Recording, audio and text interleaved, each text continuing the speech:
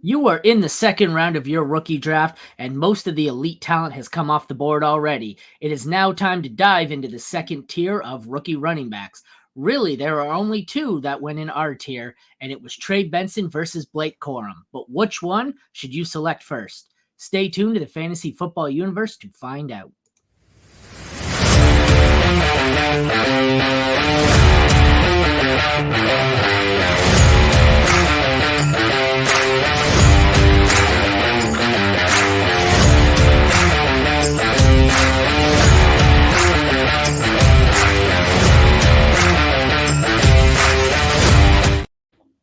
Hello, everyone, and welcome back to the Fantasy Football Universe. Today, we're continuing on with the 2024 Rookie Faceoffs. We have Arizona running back Trey Benson and the Rams running back Blake Corum. That seems so weird to say because I just think Rams running back, it's all Kyren Williams. And I think we all assumed this was going to be Chargers running back Blake Corum, but it is not. I might like him a little more if it was Chargers running back, but it's Rams running back, so... If you'd like to check out the entire article, the write-up for it, by the time this one releases, I think it should be up on the site. Head over to fantasyfootballuniverse.com to check out this one and the rest of the series, as well as all of our rookie sneak peeks and the updated profiles that are post-draft. We've got the View to a Pick series where we go one pick at a time and tell you who, if we're the 101, who we're taking out 101, 201, 301, just basic draft strategies. And like us, follow us, rate, review, comment, subscribe, all that fun shit over at the FFU. We are on every social media. You can find me personally on social media at FFMadScientist. Then I've got Jeremy Schulman. He's at FF_Rebel and Jesse Moeller at JMoeller05. Let's get into this one. Oh, shit. No. And he's gone. We've lost him, folks. Oh, shit. Yeah. Let's give a kind of a brief overview of these two players. Hey, the camera just turned off. Is this house haunted? I'm looking and I'm like, I'm frozen. And then all of a sudden it said, your camera has lost connection. To what? The light was still on. Those damn Canadian ghosts. Better watch out for them. Hey. I think your personality is splitting and you're turning against yourself. Because, my personality was already split. So half of you is in love with Blake Corum and half of you is about to just trash him. So here we go. Yeah. Did you drop a blame Canada? Is that what you just did? He dropped a blame Canada. Motherfucker. Well done. Motherfucker. See? What would Brian Boitano do, Aaron? I've watched that with my kid. That movie is hilarious. I love it. And then I realized how terrible I am at parenting for letting a 9-year-old watch South Park the movie. Anyways, that's beyond the point. We are here for Trey Benson versus Blake Corum. This one was disheartening. I am a Michigan fan, and this one... Actually, you know what the funny part was? We'll get into it at some point, but I was looking, and the scoreboard on this one is 4-3 in the end. The way they went about it, I'm going, every single category, and that's going to be the theme here. Every category I awarded to Blake Corum, I basically made a little note at the end that said, to be fair, he only won this category because he was a system running back, and the Michigan O-line was so much better. So we'll get into it, and you'll see kind of how disheartening this one was. So we've got Trey Benson. Where the hell is it? They're both second tier for me. Second tier of rookie running backs. Obviously, it's Jonathan Brooks at the top. Trey Benson is 22 years old, was a solid producer for Florida State. At the Combine, he displayed mixed results as far as explosiveness. It's really the only testing he did. His vert jump was awesome. He was not awesome. It was good. He was in the 74th percentile. His broad jump sucked, 37th percentile. So apparently I'm not the only one with multiple personalities. Trey Benson is as well.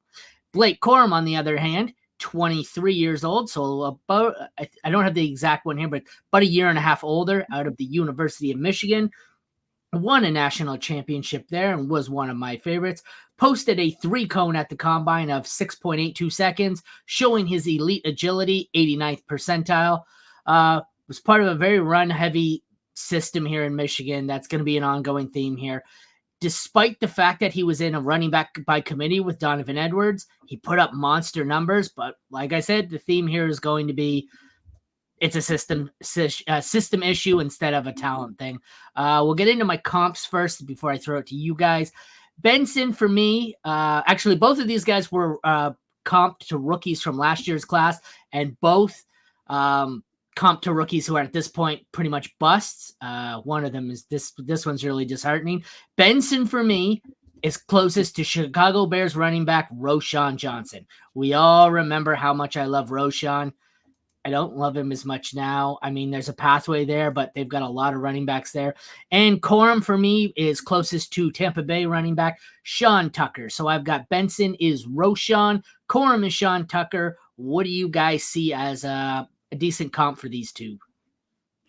I mean, I actually don't mind those comps at all. Like I was kind of thinking, Corum's weird, right? Because he's similar to some of these guys in that size range, like the J.K. Dobbins. He's just not as explosive or athletic. So it gets a little difficult to kind of comp him. Like I the Javonte Williams type player. I don't think he breaks tackles on that level, but he's in the range of back where he's a little bit smaller and hard to figure out. I think his closest comp is actually his teammate on the Rams. And that's a good one. But isn't that the hardest part about Corum? The role he wins in, the role he's played, isn't what the role his size would dictate. So that's why it's so weird. But that's a good one. I never really thought of that because Kyren Williams' size and speed, like neither of them are all that fast. They're both undersized. They were both kind of just overall average prospects. But that's a good one. I might change that later to Kyren instead of Sean Tucker. How about you, Jeremy? Well, as long as we're comping these guys to their teammates, why not comp Trey Benson to James Conner? He's a little faster for sure, but he's a bigger bodied guy. I think he slots right into Connor's role in Arizona once Connor is gone, which is why they picked him up. A little bit better of a pass catcher, certainly more fluid in his movements, but he can slot right into that role. And we like him for his athleticism and speed. So that was never Connor's calling card. But at the same time, I mean, he's going to be James Conner 2.0 here. Bigger, faster, stronger. Shit on me for comping a guy to Hunter Renfrow and saying it's lazy. And then you two motherfuckers comp him to teammates. You critical sons of bitches. He's James Conner with afterburners, if you want to be real. Like, exactly. James Conner never had this level of athleticism that Trey Benson had. So, yeah. He's T2. He's T2. Yeah, he's the second coming. He's much better. He's the upgrade, yeah. All right. I guess we'll get into it.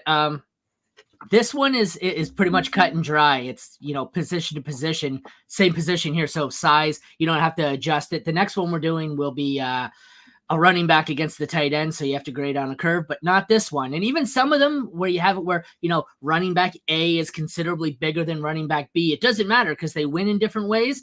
That's not necessarily the case here because Benson and Corum won in a lot of the same ways despite the size. But like I said, I'll get into it here. Benson checks in at 6 feet tall, 216 pounds. Corum is 5'8", 205. So Benson's bigger and taller, 2 inches taller, 11 pounds heavier. Normally I would say, this doesn't so much matter because Blake Corum's the speedy guy who breaks it to the outside and he doesn't look to engage tackles and he's not the goal line back. That's not true.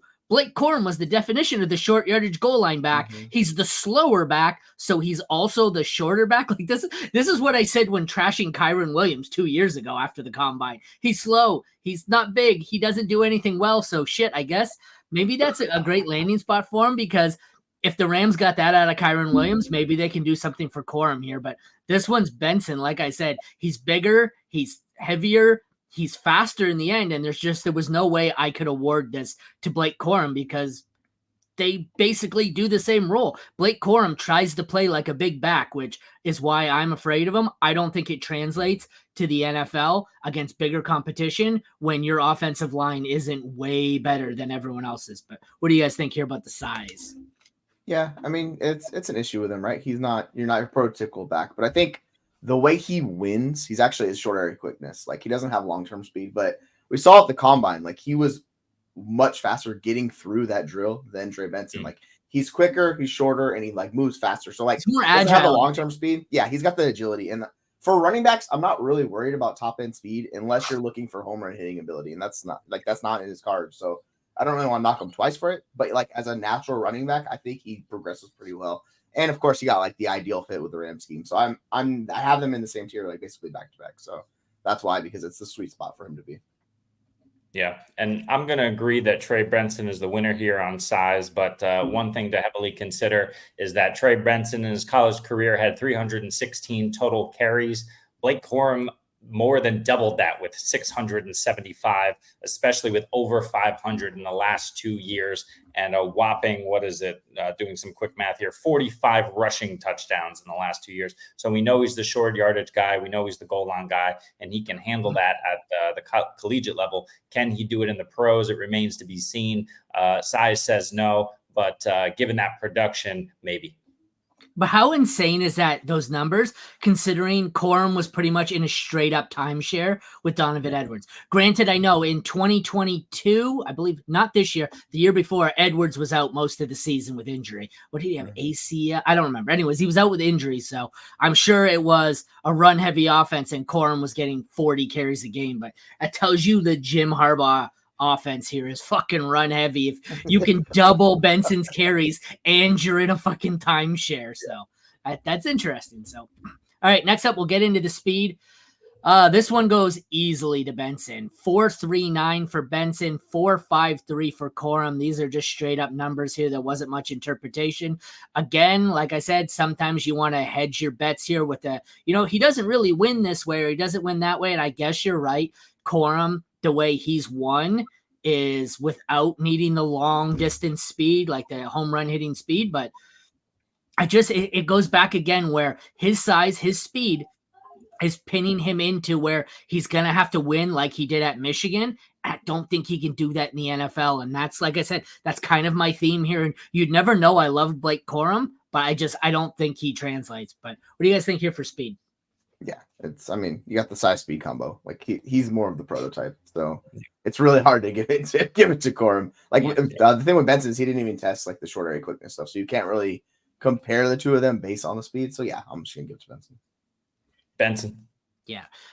So we'll get into our third one here, and it's 3 in a row that go to Benson. But the theme we'll get is the first 3 were physical attributes, skill, talent kind of categories. The next 3 after this, spoiler alert, all go to Corum, and they're all things based on productivity, stuff like that aren't necessarily a reflection of his talent. So I think at one point at the end of this article, I even say that if they switched roles in college and Benson had gone to Michigan, I think Benson is probably the runaway RB1 in this class, because if he had been given the Michigan O-line, he would have been scary. But the next category, we got tackle breaking.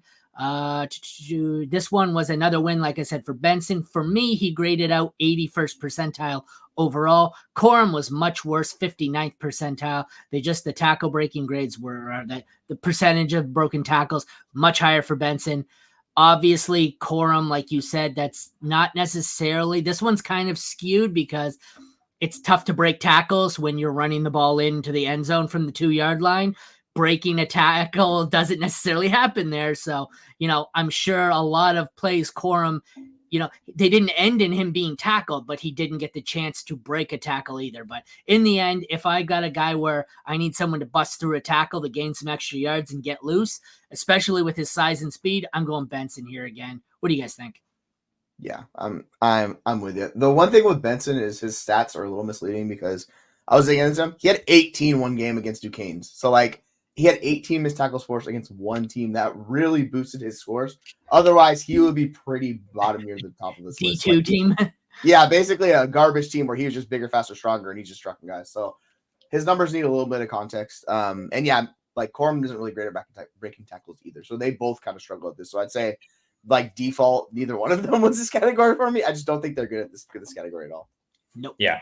And I think if you're comparing 2 running backs behind these 2 offensive lines from Michigan and from Florida State, you're just talking about the difference between breaking one guy potentially in a wide open field while everyone else has a hat on a hat in Michigan, and then breaking 3 guys trying to gang tackle you, just swimming around those Florida offensive lines. So, that's a very good point, though. It's like when you say, Florida State quarterback got sacked 100 times, Michigan quarterback got sacked twice. Well, the offensive line wouldn't let anyone in the backfield. How the fuck's he going to get sacked? So, yes, how is Blake Corum going to break any tackles if there's nobody trying to tackle him? So, very valid point. This is one where, it's kind of graded on a curve. And in the end, like you said, you probably want to give nobody the point, which is the theme of the next one, hands and like overall receiving game. I didn't really want to give either of them the point here. Neither of them graded out terrible, but these are not going to be pass catching running backs. These are going to be running backs who occasionally catch a pass. I had Corum graded out better. He's somewhere for me between a high 60 and a low 70, whereas Benson I had graded out into the high 50s overall. I didn't think either of them, like, to be fair, when I went through this rookie class, that's the first thing I noticed. There was maybe two who have legit pass catching chops. These two weren't them. I think they're both average at best, but I gave it to Corum because he's slightly above average, I guess. I don't know. What do you guys think here of receiving chops overall? Yeah, it's weird because Corum got like a little over 8% target share.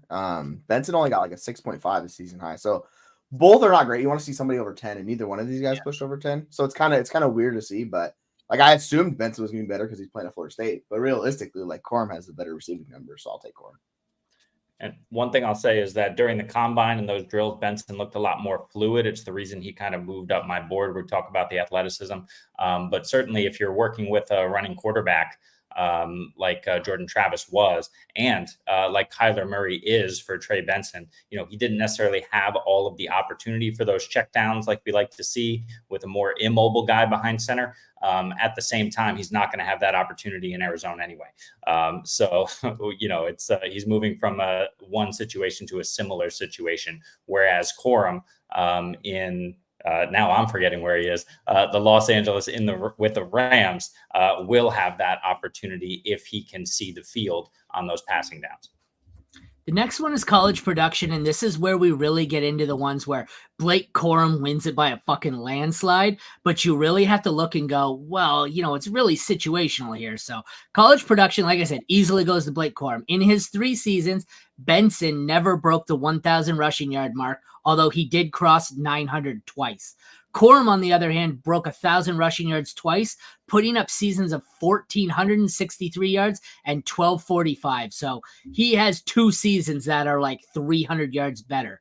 Corum also put up massive touchdown numbers. He had 3 of at least 10. I believe there's a 24 or a 27 touchdown total in there in one season. Benson only got double digits once. So like I said, this one here, touchdown monster seasons. Like I had Blake Corum in a college fantasy league. Fuck, he was awesome. But like I said, this is a case where, is this going to translate to the NFL? He's not going to just be on the greatest offensive line, mashing in 3 like I don't know how many Michigan games I watched this year, but I feel like Blake Corum had 2 touchdowns in every game. It was just not even close. And then Donovan Edwards also had 2 touchdowns in every game, and Roman Wilson had a touch. Like they were scoring 7 touchdowns a game. So this one, like I said, Blake Corum runs away with it in head-to-head production, but how much can you knock the difference in offense, in the system, the offensive line? But like I said, in the end, Corum wins this for me. Yeah, it makes sense. It's weird, like, because Benson's better on a per touch basis, but he never got the volume that Corum saw. Yeah. So, like, when you look at the counting stats, like, Corum just dominates because he got way more touchdowns, way more volume, way more yards, and everything's worked for him. So, yeah, it's really hard to knock him. Yeah, but on those per touches, I mean, that's exactly what I was going to bring up. Blake Corum, 2021, 6.6 yards a carry, 2022, 5.9 yards a carry, 2023, 4.8 yards a carry. Those are not the numbers we want to see from a starting caliber NFL running back. So Trey Benson has more of that close to 6 yards per carry that we want to see. But like you said, he had, half the workload that Corum did in college. So is it just simply a matter of Corum wearing down? Is it simply a matter of Jim Harbaugh, just stubbornly smashing the football into the offensive line, going forward as much as possible? There's a lot to account for that. But in terms of that efficiency, it's not looking good on the Corum side. Well, okay, as a Michigan fan, I can add some context to that one because, like I said, he got significantly more work in the last 2 years because I believe the second last season Edwards was gone for most of the season. Then he wasn't fully healthy this year. So Corum in his last 2 seasons, I'm sure, had a much, much, much larger workload than he had in his first season. So that's probably why I would say it's a little bit of fatigue and Harbaugh's stubbornness, but he was probably wearing down quite a bit. Next up, we just have the straight up college dominators. Corum posted a dominator of 33.3, which is elite by pretty much any position, any measure. Benson was also pretty awesome. His was 25%, solid, pales in comparison, but this is a second straight category where it's on paper easily a win for Corum, but every category I award to Benson, I feel like Benson earned it. Every category I award to Corum, I feel like it's, well, the Michigan team. This is the definition of, they say, Jimmy G's a system quarterback. I feel like Blake Corum is a system running back, and this is what it's going to be. Or, every running back in San Francisco and Miami can be an RB1 for fantasy. It's just the system they run. I wish he had landed in one of those situations because I think he's a system running back where if the Rams can use him like they have with Kyron Williams, he could be awesome, but I don't think the talent's there. But so college dominator, any thoughts on just their overall, I know it's different too for Michigan because it was the run game. It was Corum, Edwards, maybe Wilson a little bit here. There was no other options. Whereas there weren't a lot of options in Florida State, but they spread it around a little bit more. Yeah. I mean, it's weird. Like we think it would be the Benson show, right? Because you're talking about who the backup is on Florida State, and I don't think anybody can give that name right now, right? Nope. Right? Anybody give it? It's like, yeah, exactly. So I'm looking at it. So off the top of the head, I'm like, I do not remember who it is. They just featured the run more. So if you're looking at Dominator, it's yards plus touchdowns, and Corum's going to dominate that because he led in more yards, more attempts, and more touchdowns. So it's really like I worry about running backs with the Dominator because it doesn't really take into account like how much of that was receiving. It's just total work and touchdowns. So if you had a lot of touchdowns and a lot of yards, you're going to look great in that stat. So I give it to him, but it's more like when you gotta look at it a different way. Be like, okay, like how good are these individual stats? Yeah. And one thing I'll say is we like to say that Donovan Edwards is far and away the better backup running back. The only thing is he was worse than Blake Corum, and you expect him to be a little bit shiftier, a little bit speedier, but he only had 4.2 yards per carry behind that offensive line. So I don't know what these guys are doing or what they're teaching them in Michigan, but they're dancing and prancing behind the line of scrimmage or just not bursting through the hole, whatever they're doing. It's not working there in Michigan in terms of stretching the plays out. I can tell you I've acquired every Devy share of him I can. I'm a Michigan fan. Can't remember the last Michigan game I missed, and I can tell you Donovan Edwards is hands down the better running back. It's not even close. And I love Corum, but Donovan Edwards is I'm going to be trying to get my 25th first rounder that I traded away by mistake. I'm going to get that back to get Edwards next year. All right. I don't think you have to spend a first on him. If you want to, I think it's going to be Ollie Gordon if you want to do. Dude, I don't know, man. He's got that backfield to himself this year. I mean, the team's not going to be as good, but fuck, he could be a monster. No, he should be. I think he'll be good. He'll probably go in this range where, the early second, we have Benson. That'd be my guess. Landing spot and draft capital. So Benson went 66th overall, second round to the Cards. Corum goes 83rd overall, third round to the Rams. So obviously Benson wins that one. He is 21 picks earlier here. 21 picks earlier, something like that. I don't know. I forget the numbers already. So Benson, like I said, wins the easy one for draft capital. Who do you prefer? The closer one, I guess, would be Rams landing spot, Cardinals landing spot. I know for me, it's the Cardinals.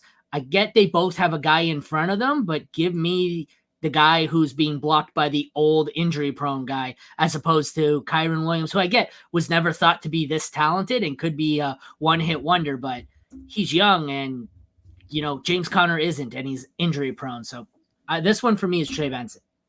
Yeah, I'm with you. I don't know about you, Jeremy, but he's a free agent next year, so it's wide open for Benson to supposedly take the job where Kyron's there a few years. So I'll take the guy with a 1-year path to being the starter long-term in Arizona. So yeah, I'll take Benson.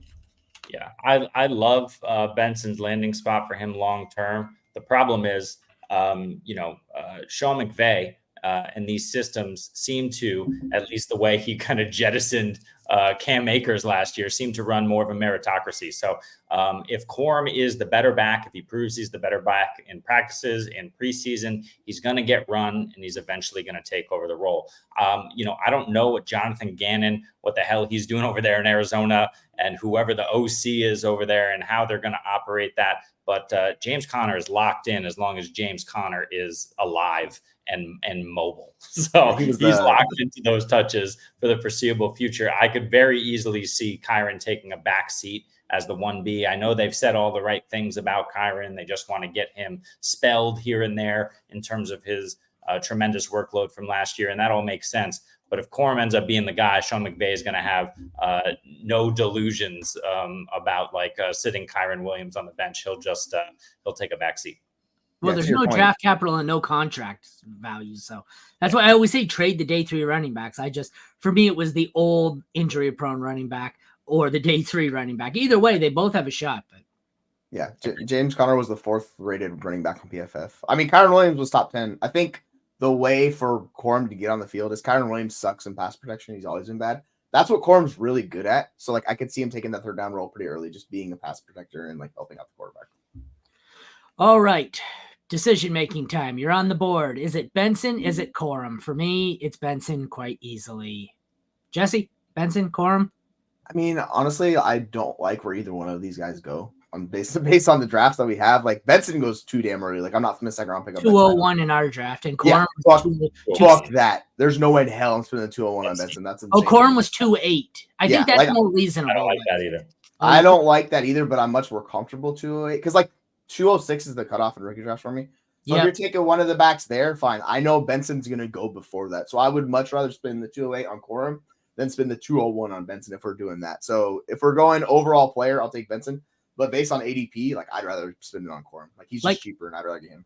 In our Superflex league, Benson goes 201.